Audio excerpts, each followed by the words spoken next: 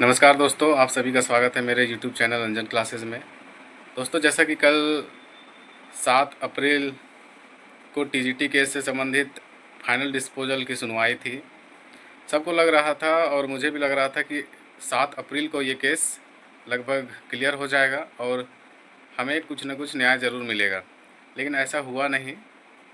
और कहा जाता है ना कि कोर्ट में जाने के बाद डेट पे डेट मिलते रहता है, लोग पिसते रहता है, उसी तरह हम लोग पिस रहे हैं। केस का इतना दिन हो गया, हर बार जज साहब बदल जाते हैं, चेंज हो जाता है उनका बेंच, फिर से नए सिरे से केस सुनने लगते हैं। यहाँ पर भी वही देखने को मिल रहा है। पहले निष्कर्ष तक पहुँचते पहुँचते जज बदल गए और अभी फिर से लगता है कि कहीं ना कहीं ये जज भी जब अंतिम निष्कर्ष तक पहुँचेंगे उसके बाद फिर से बेंच चेंज हो जाएगा, फिर कोई जज आएंगे और फिर से नए सिरे से सुनना स्टार्ट करेंगे।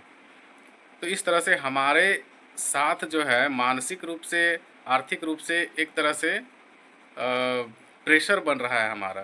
कहीं न कहीं विद्यार्थियों की उम्र भी निकलती जा रही है, जो भी इस नियुक्ति की आस में बैठे होंगे कि न्याय मिलेगा और हमें जल्द से जल्द नियुक्ति मिलेगी, उस पर एक गहरा आघात है ये न्यायिक व्यवस्था। मुझे लगता है कि इसमें अब ज़्यादा कुछ बचा नहीं था। पहले के जो हेयरिंग थे उसको देखते हुए जज साहब को अपना डिसीज़न देना चाहिए था, लेकिन जज साहब फिर से सुन रहे हैं और कल क्या कुछ हुआ उसके बारे में संक्षेप से थोड़ा-सा बताने का हम कोशिश कर रहे हैं। हालाँकि थोड़ा देरी हुआ वीडियो बनाने में, क्योंकि साक्ष्य जुटाने में, जानकारी जुटाने में थोड़ा समय लगता है। इसलिए जो भी जानकारी मिलती है उसको सटीक रूप से आपके सामने प्रस्तुत करने का कोशिश करता हूँ। तो आइए हम लोग समझते हैं कि कल क्या-क्या हुआ है कोर्ट में।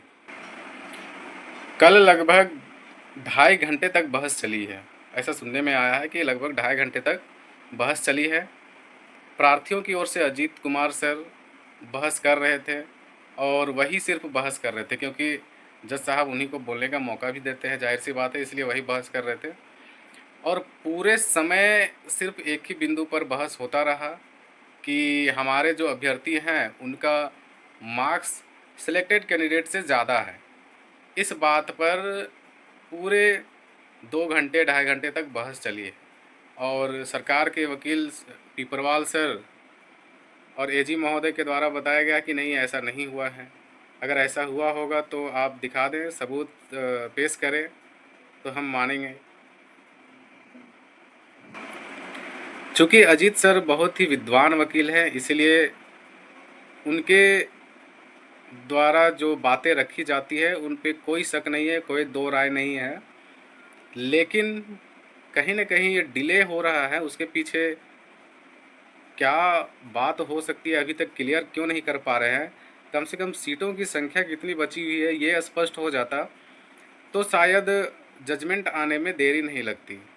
क्योंकि कल के हेयरिंग में जज साहब ने, आपने सुना होगा कि एक शपथ पत्र के माध्यम से सरकार को कहा गया है, जेएसएससी को कहा गया है कि अभी तक आपने कितने लोगों की नियुक्ति की है उसका एक डाटा दें हमें। अब अभी डाटा मांगा जा रहा है। इससे पहले डाटा मांगा नहीं गया या फिर दिया भी गया तो वो कहाँ चला गया इसका कोई अता पता नहीं है। और अभी फिर से डाटा मांगा गया है, फिर से जेएसएससी तोड़ मरोड़ करेगा, आनाकानी करेगा, फिर से कोई ना कोई उपाय लगाएगा और केस को डिले करने का प्रयास करेगा। तो ये हमारे साथ एक तरह से छल हो रहा है। आज के अखबार में छपी रिपोर्ट में आप देख सकते हैं, दिया है स्नातक प्रशिक्षित शिक्षक संयुक्त परीक्षा मामले में जवाब मांगा, नियुक्त अभ्यर्थियों का डाटा दें। मतलब सर हाईकोर्ट के द्वारा जेएसएससी को डाटा मांगा गया है कि कितने अभ्यर्थियों का नियुक्ति हुआ है, वो डाटा प्रस्तुत करें। जिसमें लिखा है कि झारखंड हाईकोर्ट के जस्टिस आनंदा सेन की अदालत ने स्नातक प्रशिक्षित शिक्षक संयुक्त प्रतियोगिता परीक्षा 2016 के तहत नियुक्ति को लेकर दायर विभिन्न याचिकाओं पर सुनवाई की। इस दौरान प्रार्थियों व प्रतिवादी की ओर से पक्ष रखा गया। इसके बाद अदालत ने राज्य सरकार व झारखंड कर्मचारी चयन आयोग को शपथ पत्र दायर करने का निर्देश दिया। कहा, शपथ पत्र में बताया जाए कि सोनी कुमारी की याचिका में स्टे ऑर्डर से लेकर सुप्रीम कोर्ट के सत्यजीत कुमार के एसएलपी के फैसले तक कितने अभ्यर्थियों की नियुक्ति हुई, इनकी नियुक्ति की तिथि स्कोर कार्ड, विषय व कोटि की जानकारी टेबुलर चार्ट के रूप में प्रस्तुत की जाए। यहाँ पे पॉजिटिव बात की गई है दोस्तों कि सत्यजीत कुमार के जो एसएलपी दायर किया गया था, उस उसमें मतलब उसके फैसले तक कितने अभ्यर्थियों की नियुक्ति हुई है, ठीक है। और सोनी कुमारी जब सुप्रीम कोर्ट गई थी, उसके बाद सॉरी माफ़ कीजिएगा, हाई कोर्ट में केस किया था सोनी कुमारी ने, तो वहाँ पे हाई कोर्ट ने स्टे लगा दिया था, नियुक्ति को रोक दिया था, ठीक है। तो उस समय तक कितने अभ्यर्थियों की नियुक्ति हुई है। उसके बाद सत्यजीत कुमार के एसएलपी का फैसला जो सुप्रीम कोर्ट में आया, उस समय तक कितने अभ्यर्थियों की नियुक्ति हुई है, उसको उसका सारा नियुक्ति का तिथि, स्कोर कार्ड, विषय और कैटेगरी के साथ एक चार्ट में बना करके हाईकोर्ट के द्वारा मांगा गया है। तो कहीं ना कहीं इस बार लगता है कि सारा कुछ क्लियर हो जाएगा, सीटों की संख्या कितनी बच रही है, कितने लोगों की नियुक्ति हुई है, क्योंकि रिकमेंडेशन को कोर्ट नहीं मानेगा, क्योंकि स्पष्ट रूप से सुप्रीम कोर्ट ने कहा है कि सारे सीटों मतलब जितनी सीटें हैं 17,786 सारी सीटों में अभ्यर्थियों की नियुक्ति होनी चाहिए। उसके बाद आगे यहाँ पे लिखता है, मामले की फाइनल सुनवाई के लिए अदालत ने 8 मई की तिथि निर्धारित की है। अगला डेट 8 मई निर्धारित किया गया है। इससे पूर्व प्रार्थियों की ओर से वरीय अधिवक्ता अजीत कुमार, अधिवक्ता अमृतांश वत्स, अधिवक्ता चंचल जैन ने पक्ष रखा। वरीय अधिवक्ता अजीत कुमार ने बताया कि सुप्रीम कोर्ट ने सत्यजीत कुमार के एसएलपी में केवल नियुक्त अभ्यर्थियों को नौकरी को सुरक्षित किया था, ठीक है। इसको समझना होगा कि सत्यजीत कुमार के एसएलपी में जो ऑर्डर आया था, सुप्रीम कोर्ट ने स्पष्ट कहा था कि जो भी अभ्यर्थी नियुक्त हुए हैं उनको सुरक्षित किया जाए, मतलब उनकी नौकरी को कोई खतरा नहीं, उन्हें नहीं हटाया जा सकता है।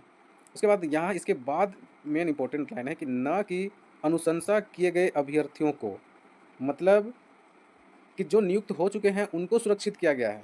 आप सिर्फ रिकमेंडेशन कर दिए, आप उसको सुरक्षित नहीं किया गया है, ठीक है। उसके बाद आगे लिखता है कि ऐसे कई सारे अभ्यर्थियों की नियुक्ति जारी रखी गई है जो सुप्रीम कोर्ट के आदेश की अवहेलना है। मतलब कि सुप्रीम कोर्ट ने वही बात यहाँ पे कह रहा है कि सुप्रीम कोर्ट ने कहा था कि सारे अभ्यर्थियों को नियुक्त करना है, लेकिन यहाँ सिर्फ अनुशंसा का बात किया जा रहा है, जो कि गलत है। वहीं राज्य सरकार की ओर से महाधिवक्ता राजीव रंजन ने पक्ष रखा, जबकि जेएसएससी की ओर से अधिवक्ता संजय पीपरवाल ने पैरवी की।